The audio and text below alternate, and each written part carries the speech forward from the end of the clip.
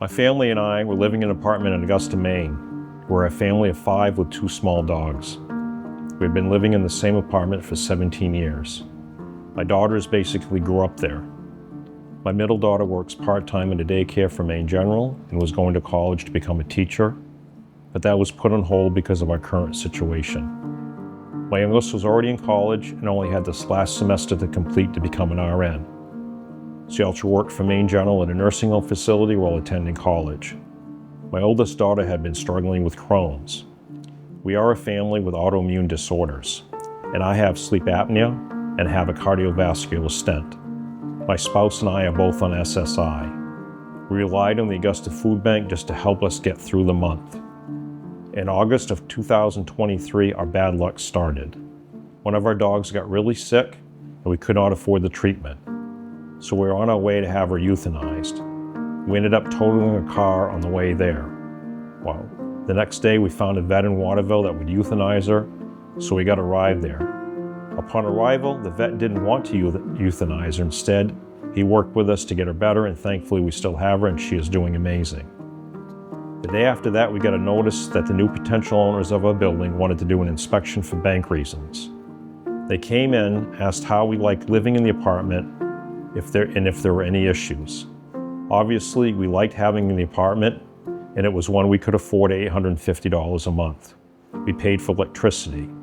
We told them about our car and dog, who was still gravely sick, and at that point wasn't sure if she'd make it, as she had just started the treatment the day before. They said we were all set and nothing to worry about. Not true. A week later, we got a 30-day eviction notice saying they wanted to renovate. Not true either. The new owner now lives in our old apartment and we are homeless. Sleeping in our car and bouncing around to relatives when we can no longer afford the high rental rates. It's over $2,000 a month, nothing included for 3 bedrooms. A person on SSI or even a single person with minimum wage can't afford a place. Our daughter is now graduating from college while being homeless and just started a new job as an RN at Maine General. We are hopeful that we will soon be in a place where we can finish the USDA direct loan for a house so we won't be in this position again. After all we've been through, we were thinking back to before we were evicted. There were a few days that were really hot and we just had extra water bottles, juice and soda, a few freeze pops. We went down to Mill Park and they were handing out free drinks to the homeless population, which was just starting to increase as we were handing out drinks.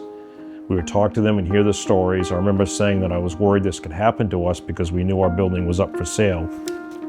But being an apartment building, we thought that whoever bought it probably was just going to keep the tenants and at most raise the rent, which would have been a big hit to us anyway. The Augusta Food Bank and the Salvation Army Food Pantry have helped us get through this by helping with food. There isn't enough help for the homeless population as shelters are hard to get into, and there are not enough of them in Kennebec County. People don't realize there are people like us who have jobs or an income or in school or both. Not all homeless people are homeless by fault of their own. Wow. One car accident.